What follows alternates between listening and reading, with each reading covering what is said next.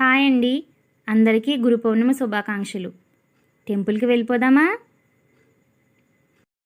ఇదేనండి మాకు దగ్గరలో ఉన్న బాబా టెంపుల్ లోపలికి వెళ్ళంగానే ముందుగా మనకు గణపతి దర్శనం ఇస్తారు.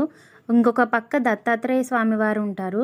స్వామివారికి చూసారా గురు పౌర్ణమి సందర్భంగా ఎన్ని శనగదండలు వేశారో. లోపలికి వెళ్ళంగానే మనకు బాబావారు అయితే దర్శనం ఇస్తారు. ఈరోజు గురు పౌర్ణమి సందర్భంగా బాబావారిని చూడండి ఎంత అందంగా అలంకరించారో. మేము మార్నింగ్ టైంలో వెళ్ళాము, అందుకనే దర్శనం ఇంత చక్కగా అయితే జరిగింది. బాబావారి ప్రాంగణంలో ఇంకేమున్నాయో చూపించేస్తాను రండి. బాబావారిని దర్శించుకున్న తర్వాత బాబావారి పాదుకులతో పాటు బాబావారి ఫోటో కూడా ఉంటుంది. దానితో పాటు పక్కనే ఉయ్యాలలో శయనిస్తున్న బాబావారు అయితే ఉంటారు. శయనిస్తున్న బాబావారి ఉయ్యాలనైతే 3 సార్లు ఊపేశాను. ఇప్పుడు నేను చూపిస్తున్నది బాబావారి తలపాగా చూసారా?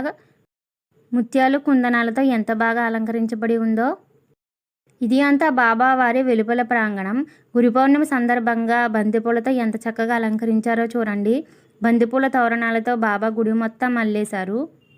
ఇంత అందమైన అలంకరణతో సాయిబాబా వారి సన్నిధానం అయితే ఉన్నది. సాయిబాబా గుడి బయటకు వచ్చిన తర్వాత ముందుగా మనకి శివయ్య దర్శనమిస్తారు. ఇక్కడ ఏంటంటే మన చేతులతో మనమే స్వామివారికి అభిషేకం చేయొచ్చు. ఇది అయితే సాయిబాబా వారి దునిమంట. దానికి పక్కనే నాగదేవతల ప్రతిమలు అయితే ఉంటాయి. ఇవైతే రావి చెట్టుకు ఆనుకుని ఉంటాయి. నాగుల చవితికి అందరూ ఇక్కడే పూజలు చేస్తారు. పక్కనే ఆంజనేయ స్వామి గుడి కూడా ఉంటుంది. ఈరోజు గురు పౌర్ణమి సందర్భంగా గుడిలో అయితే అన్నదానం అయితే జరుగుతుంది. గురు పౌర్ణమి అనే కాదు, ఈ గుడిలో ప్రతి నెల మొదటగా వచ్చే గురువారం రోజున అన్నదానం అయితే జరుగుతుంది. అందరితో పాటు తోసుకుంటూ నెట్టుకుంటూ ప్రసాదం స్వీకరించి ఎలాగోలాగా బయటపడ్డాము. ఓం శ్రీ సాయినాథాయ నమః. Please subscribe.